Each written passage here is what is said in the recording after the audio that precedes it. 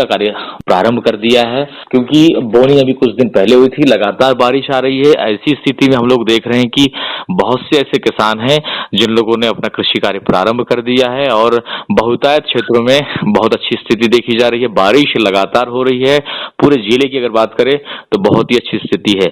और आज जैसे कि बता दें कि हमारे साथ हमारे किसान साथियों के लिए विशेषकर हमारे साथ है डॉक्टर भीकम चौहान जी। आपका इस कार्यक्रम में स्वागत है।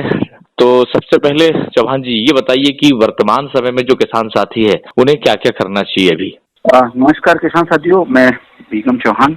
अभी हम जो देख रहे हैं कि सही समय पे बरसात हो रही है और कुछ किसान साथियों की नर्सरी जो तैयार हो गई है वो की लगभग अब जो है नर्सरी को शिफ्ट करने का मतलब पराहा लगाने का काम लगभग तैयारी में है और कुछ किसान अभी करने जा रहे हैं। तो उनके लिए अच्छा ये होगा कि अभी पूरी जो है फसलों की शुरुआत से हम अगर सुरक्षा कह लो या उनके रोकथाम कह लो या अच्छे उनके जो है फसल की तैयारी के लिए अगर हम 2-3 बातों का जरा विशेष समायोजन करें तो वो बहुत ज्यादा अच्छा होगा। जैसे कि हम देख रहे हैं कि अभी जो किसान भाई है जो रोपा तैयार करके जो है नर्सरी या रोपा को जो शिफ्ट करते हैं, जिनको पराहा लगाना बोलते हैं, तो पराहा को हम सीधे उखाड़ करके जो है दूसरी जगह शिफ्ट कर देते हैं। तो अधिकतर हम देखते हैं कि जो बीमारियां हैं हमारी नर्सरी से फिर खेतों में ट्रांसफर होती है। वहाँ हम विशेष करके देखते हैं कि जो हमारे तना छेदक का रोग हो या फफूंद जनित रोग है, जो जड़ों का फफूंद वाला रोग हो, वो इन सब चीजों का विशेष अगर हम उपचार शुरू से कर ले तो फायदे में रहेंगे।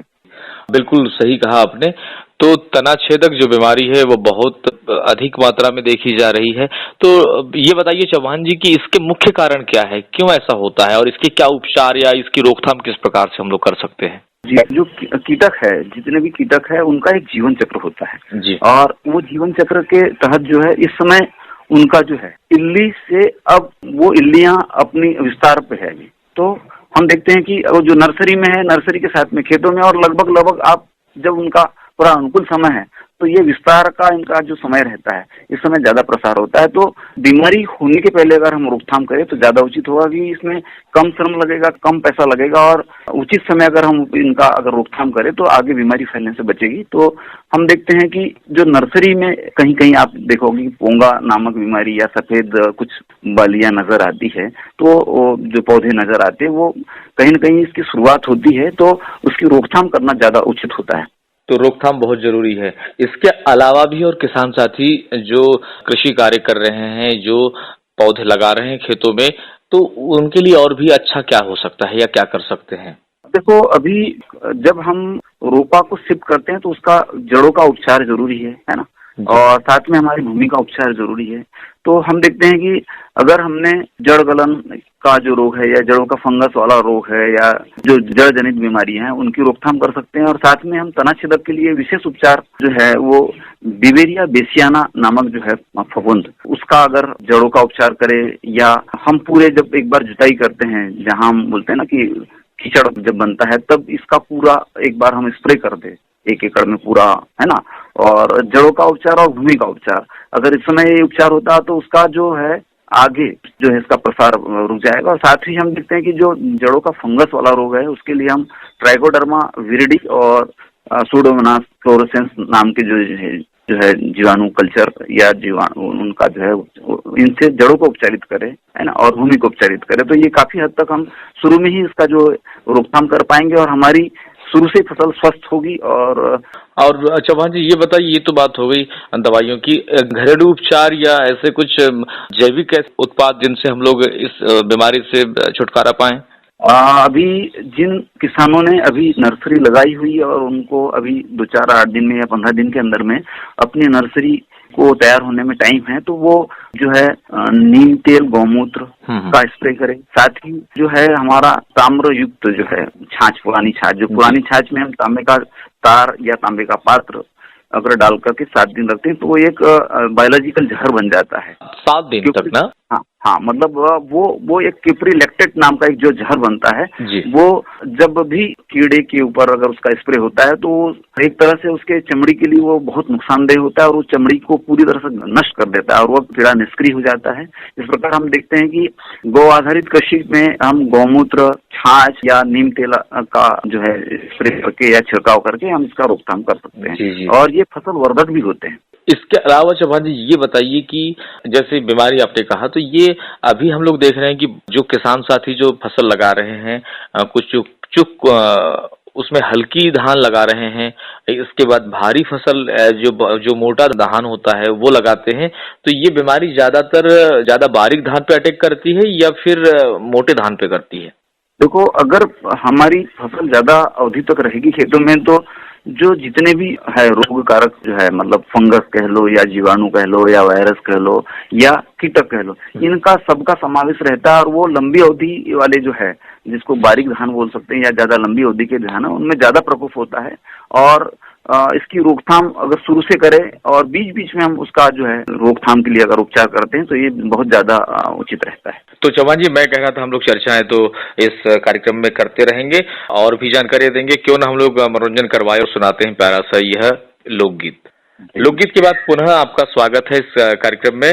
तो चौहान जी हम बात कर रहे थे जो बीमारी है उस बीमारी में, जैसे कि आपने बताया तनाछेदक, तो तनाछेदक में हम लोग बात कर रहे थे कि मोटे धान को ज्यादातर वह बीमारी हो रही है, बारीक धान को, तो ये आप लोग विस्तृत चर्चा कर रहे थे। तो इसमें और भी बताइए कि जैसे अभी हम लोग देख रहे हैं कि बहुत से किसानों ने पराहा लगाना प्रारंभ नहीं किया है, तो उसमें और भी अच्छा क्या कर सकते हैं? देखिए, अभी समस्या जो आती है, कहीं हम देख रहे हैं कि उसमें मिट्टी में जो उपलब्ध तत्व है वो पौधा ग्रहण नहीं कर रहा है, या हम जो जैविक जो खाद कहना चाहिए या जो उपलब्ध हमारे जो अपघटित खाद है वो यूज नहीं करने की वजह से, या जो हमारे नत्रजन की पूरी उपलब्धता नहीं होने की वजह से, या कहीं हम देख रहे हैं कि जो जमीन को आवश्यकता है उस हिसाब से हम कोई अगर स्पेशल हम अगर उसको फर्टिलाइजेशन नहीं दे रहे हैं या पोषण प्रबंधन नहीं कर रहे हैं, तो वहाँ हम देखते हैं कि ये इसकी बढ़वार शुरू से जो है उसकी बाधित होती है और वजह से जो है किसान चिंतित होता है। तो उसमें हम जो है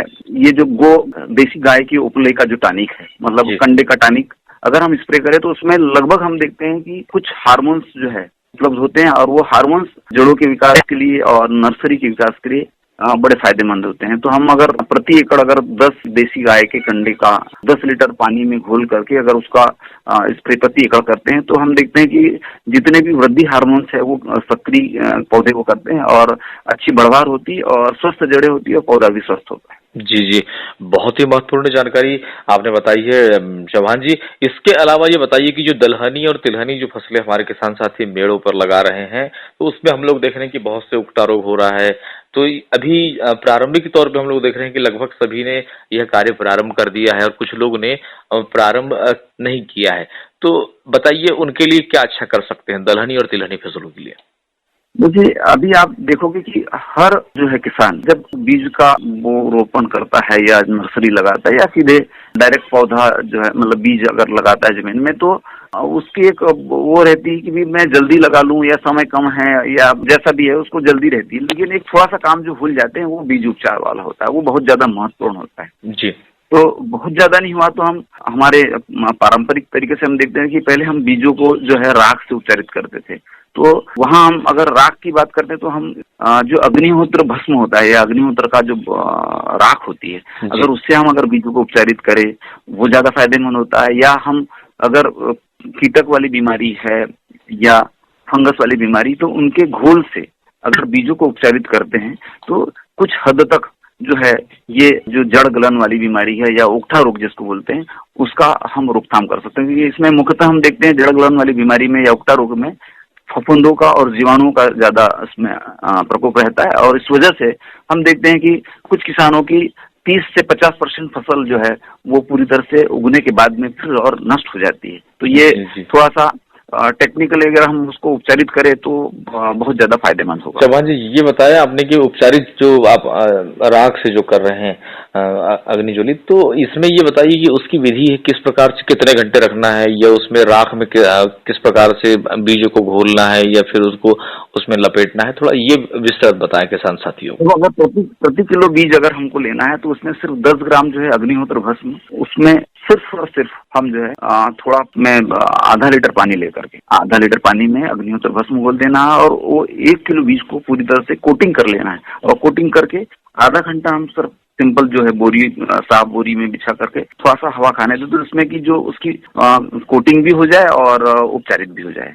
तो इस तरह से हम देखते हैं कि वो जो फफूंद जनित जो है उसमें रोगाणु है वो निष्क्रिय हो जाते हैं। जी जी।